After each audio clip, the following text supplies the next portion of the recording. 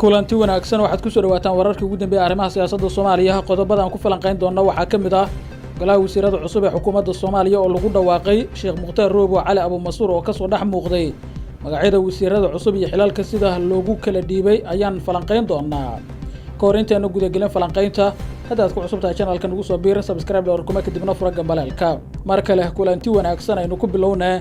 Ra'iisul Wasaaraha Soomaaliya Mudane Xamse Cabdi Barre ayaa soo gudbiyay liiska wasiirada cusub ee xukuumaddiisa oo ku dhawaaqistooda ay ka qaadatay ku dhawaad 40 cisho. Xamse Cabdi Barre wasiirka koobaad ee dalka oo goornaynta khudbad jeediyay wuxuu sheegay in sababta daaha uu ugu yimid magacaabista golaha wasiirada ay tahay wada tashiyo badan oo uu geliyay sidii uu soo dhisi lahaa xukuumad tayo leh isagoo sheegay in xukuumaddiisu ay tahay mid danta bulshada u adeegaysa. Ra'iisul Wasaare Xamse Cabdi Barre wuxuu sheegay inuu soo xushay shakhsiyaad uu aaminsan yahay inay karti u leeyihiin hogaaminta dalka iyo sidoo kale jihaynta bulshada Soomaaliyeed ee marxaladaha adag ka soo gudbay isla markaasina xilligan ay hor yaalaan caqabado badan oo ku aadan sidii ay u sii socon lahayd noloshooda dawladnimada dhismaheedan ay qayb uga qaadan lahaayeen. mudanayaal iyo marweyn walaalayaal wada tashi dheer oo qaatay dhowr iyo 30 maalmood kadib oo aan la yeelanayay madaxweynaha Jamhuuriyadda Federaalka ee Soomaaliya guddoonka labada aqal ee baarlamaanka xubnaha labada aqal ee baarlamaanka iyo dhammaan qaybaha kala duwan ee bulshada Soomaaliyeed waxaan ku faraxsanahay in aan soo bandhigo wiilal iyo gabdho Soomaaliyeed oo aan u soo xushay kuna soo xushay aqoontooda khibradooda kartidooda iyo hufnaantooda kuwaas oo aan rajaynayo in ay ka jawaabi doonaan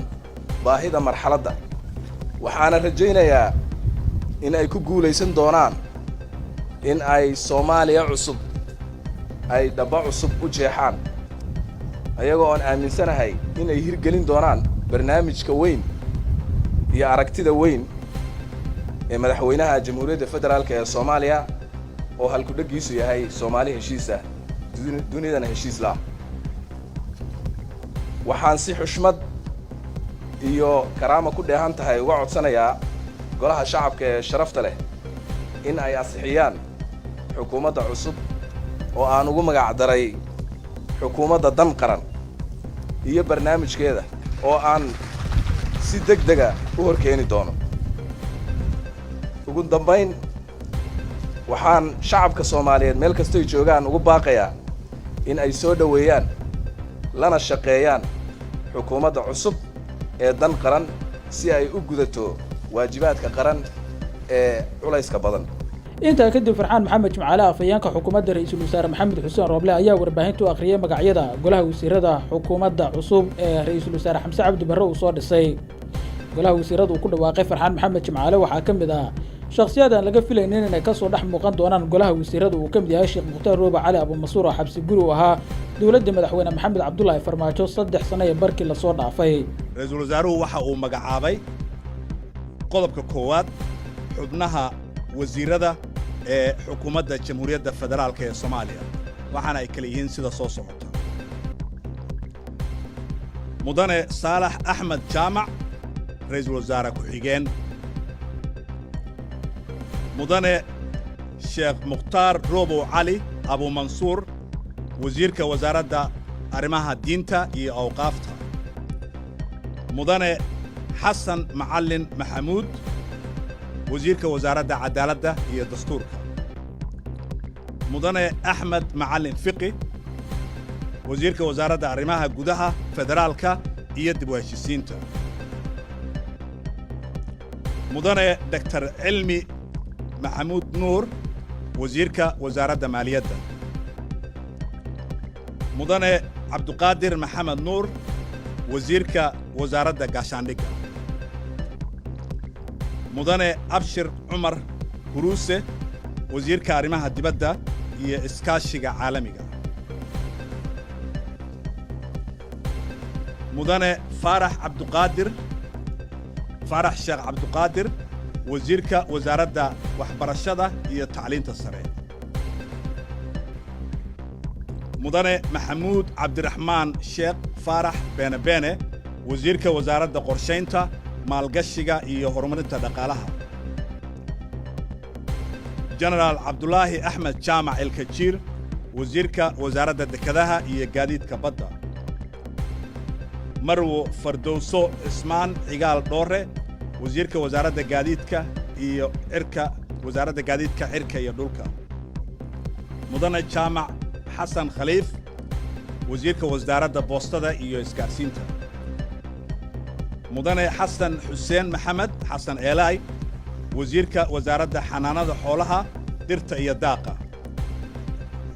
mudane jibriil cabdirashiid nuur xaaji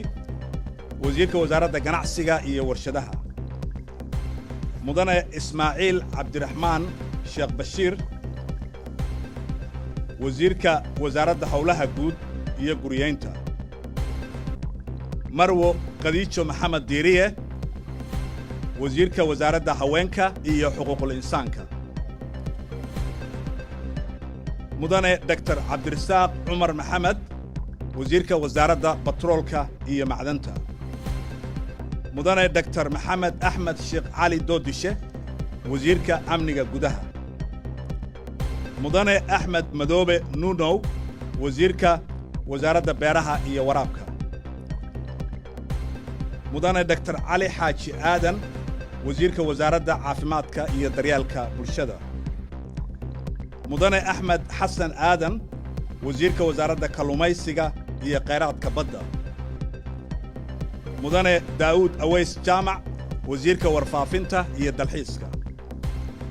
mudane biixi iimaan cige wasiirka wasaaradda shaqada iyo shaqaalaha mudane jaamac takhal cabbaas wasiirka wasaaradda korontada iyo biyaha mudane maxamed barre maxamuud wasiirka wasaaradda dhallinyarada iyo ciyaaraha iyo marwo khadiija maxamed almaqsuumi wasiirka wasaaradda bii'ada iyo isbeddelka cimilada hadalhayn badan ayaa durba ka dhalatay magacaabista sheekh mukhtaar roobo cali abuumasuur oo loo dhiibay wasaaradda awqaafta iyo arrimaha diinta buuxa ku aadan magacaabista sheekh mukhtaar roobow ayaa saacadii lasoo dhaafay si weyn u jiray waxaana su-aasha ugu badan ay ka taagan tahay sababta sheekh mukhtaar roobow oo xabsi guri ahaa loogu wareejiyey xil wasiir islamarkaasina loogu magacaabay wasaaradda waqaafta iyo arrimaha diinta waxaa arrintan loo arkay inay qancin tahay iyadoo dhaliilo cusub dirba ay ku wajahayso dowladda madaxweyne xasan sheekh maxamuud su-aasha ugu badan ayaa ah iyadoo aysan jirin meel lagu caddeeyey in la sii daayay sheekh mukhtaar roobo cali abuumasuur ama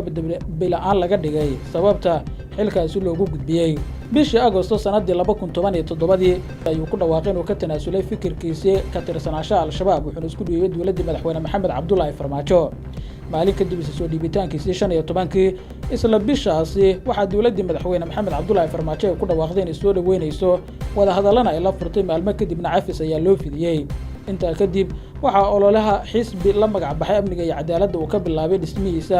deegaano ka tirsan dowlad goboleedka koonfur galbeed Soomaaliya isagoo markii dambe isku soo taagay xilka madaxweynaha dowlad goboleedka koonfur galbeed wuxuu ka mid ahaa shakhsiyaadka ugu saameynta badnaa mas'uuliyiinta u tartamaya xilkaasi oo markii dambe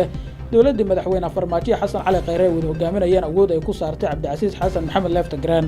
13 Diseembar 2018 ayaa sheekh mukhtaar roobo laga soo xiray magaalada Baydhabo xilli uu qorsheynayay inuu ka qayb galo doorashadii dhacaysay 19 isla bishaasi 2018